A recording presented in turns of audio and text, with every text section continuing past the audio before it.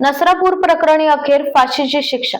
नसरापूर बालिका बलात्कार आणि हत्याकांड प्रकरणातील नराधाम आरोपी 65 वर्षीय भीमराव कांबळेला आज 29 जून रोजी पुणे सत्र न्यायालयाने फाशीची शिक्षा ठोठावली।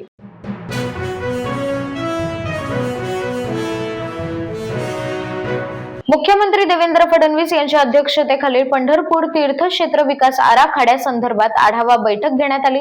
यावेळी उपमुख्यमंत्री एकनाथ शिंदे, उपमुख्यमंत्री सुनेत्रा अजित पवार, आमदार समाधान आवताडे व वरिष्ठ अधिकारी उपस्थित होते।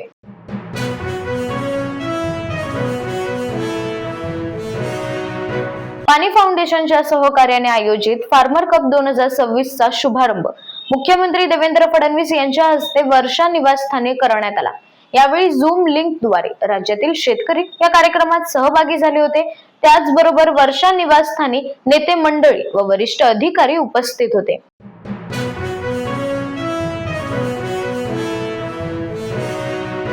अठरा 18,000 शेतकरी गटांचा अनुभव पाहता उद्याच्या महाराष्ट्रातील शेती परिवर्तनाचे खरे शिल्पकार हेच गट ठरणार आहेत। महिलांना शेतकरी दर्जा देऊन शेतकऱ्यांसाठी असलेल्या सर्व शासकीय योजना व लाभांसाठी त्यांना पात्र करण्यात येणार आहे, अशी माहिती मुख्यमंत्री देवेंद्र फडणवीस यांनी दिली।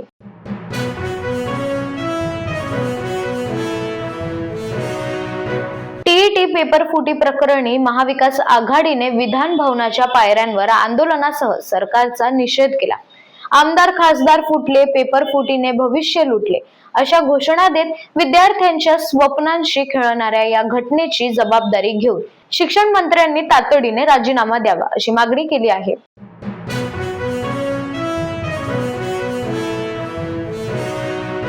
टीईटी पेपर फुटीवर सर्व कामकाज बाजूला ठेवून चर्चा झाली पाहिजे। या पेपर फुटीचा आळा घालण्यासाठी आणि देशभरात राज्याची प्रतिमा सुधारण्यासाठी सभागृहाचा सर्व कामकाज बाजूला ठेवून पेपर फुटीवर खुली चर्चा झाली पाहिजे, असे आवाहन सतेज पाटील यांनी सभागृहात केले।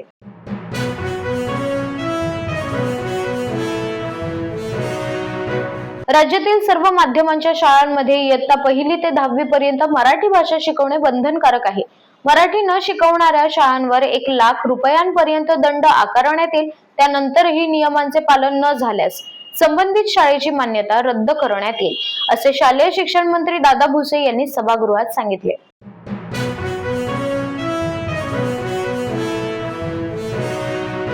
केंद्र शासनामार्फत पश्चिम किनारपट्टीवर 1 जून ते 31 जुलै या कालावधीत राज्याच्या जलक्षेत्रात यांत्रिक व यंत्रचलित मासेमारी नौकांवर पावसाळी मासेमारी बंदी लागू आहे।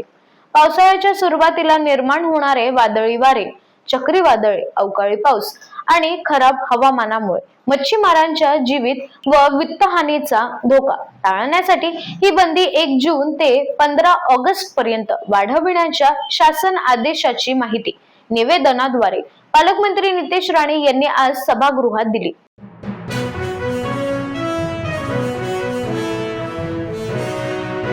सरकार विरोधात आमदार रोहित पवार यांनी हजारो शेतकऱ्यांच्या उपस्थितीत छत्रपती संभाजीनगरमध्ये एल्गार पुकारला।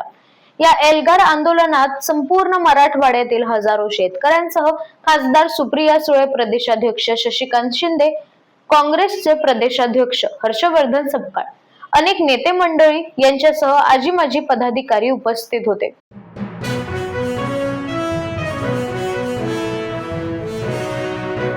एसटीच्या उत्पन्न वाढीबाबत आज परिवहन मंत्री प्रताप सरनाईक यांच्या उपस्थितीत बैठक घेण्यात आली। महाराष्ट्र राज्य मार्ग परिवहन महामंडळाच्या एसटी उत्पन्नात अपेक्षित वाढ करण्यात अपयशी ठरणाऱ्या अधिकाऱ्यांवर कठोर कारवाईचा इशारा देत सर्व स्तरावरील अधिकाऱ्यांना 1 महिन्याचा अल्टिमेटम दिला आहे।